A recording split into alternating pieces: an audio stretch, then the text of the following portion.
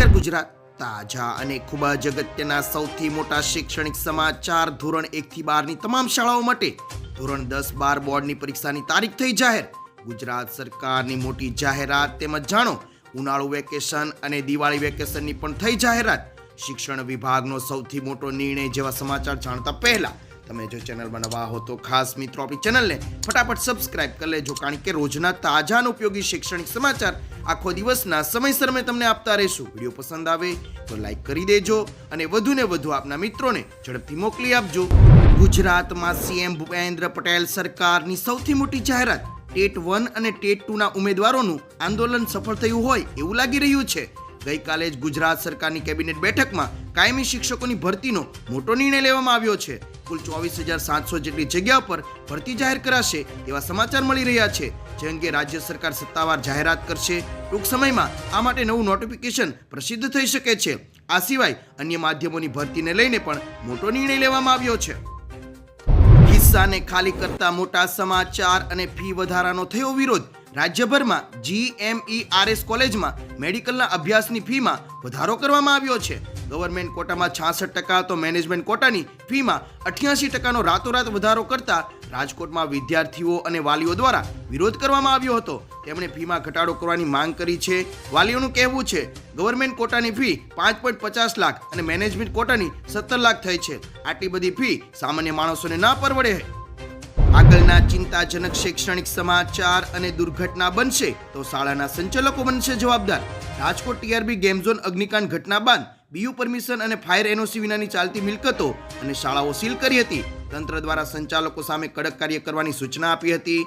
Game zone, hotel, cafe, restaurant, શાળા અને pre સ્કૂલો સહિતની મિલકતો દ્વારા સીલ કરાય છે. ત્યારે સીલ કરેલી 150 થી વધારે પ્રી સ્કૂલો ખુલશે અને જો કોઈ દુર્ઘટના સર્જાશે તેના માટે જવાબદાર સંચાલકો ગણાશે. એટલું જ નહીં મિત્રો, તમને જણાવી દે કે ગુજરાતમાં વધુ એક પકડાઈ નકલી શાળા. ગુજરાતમાં વધુ એક નકલી શાળા પકડાઈ હોવાના સમાચાર સામે આવ્યા છે. આવેલી માહિતી અનુસાર રાજકોટના પીપળવા ગામે નકલી સ્કૂલ ધમધમતી હતી.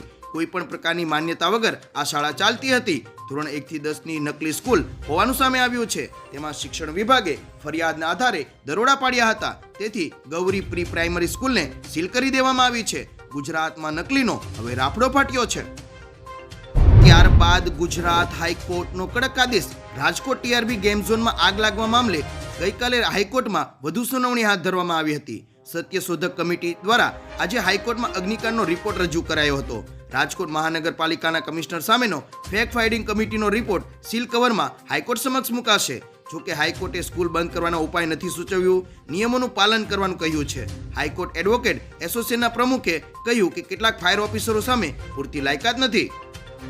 સૌથી મહત્વના સમાચાર. અને ગુજરાતમાં શાળાકીય પ્રવૃત્તિ માટેનું કેલેન્ડર થયું જાહેર. રજાઓ તેમજ વેકેશનના દિવસોનું કેલેન્ડર થયું જાહેર. ધોરણ 9 થી 12 ની પ્રથમ પરીક્ષા 14 થી 23 ઓક્ટોબર દરમિયાન લેવામાં આવશે, જ્યારે ધોરણ 9 થી 12 ની બીજી પરીક્ષા 20 થી 28 જાન્યુઆરી દરમિયાન યોજાશે. ધોરણ 12 ની વિજ્ઞાન પ્રવાહની પ્રાયોગિક પરીક્ષા 6 થી 14 ફેબ્રુઆરી દરમિયાન લેવામાં આવશે. તો ધોરણ 10 અને 12 ની બોર્ડની પરીક્ષા 27મી ફેબ્રુઆરીથી લઈને 13 માર્ચ સુધી યોજાશે, જ્યારે ધોરણ 9 અને 11 ની વાર્ષિક પરીક્ષા 7 થી લઈને 19 એપ્રિલ વચ્ચે યોજવામાં આવશે. એટલું જ નહીં મિત્રો, દિવાળી વેકેશન અને ઉનાળુ વેકેશનને લઈને આવ્યા મોટા સમાચાર. પ્રથમ સત્ર 108 દિવસ કાર્ય કરાશે, જ્યારે દિવાળી વેકેશન 21 દિવસનું રહેશે. દિવાળી વેકેશન 28 ઓક્ટોબરથી લઈને 17 નવેમ્બર સુધી રહેશે, જ્યારે દ્વિતીય સત્ર 135 દિવસનું, જે 18 નવેમ્બરથી લઈને 4 મે સુધી ચાલશે.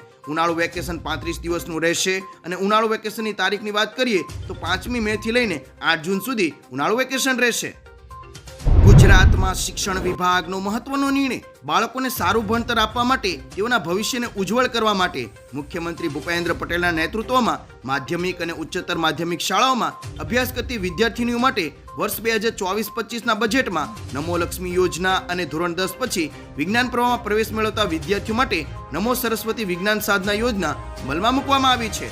આ યોજના હેઠળ 6 લાખથી ઓછી આવક ધરાવતા હોય તેવા કુટુંબને 50,000ની સહાય આપવામાં આવશે.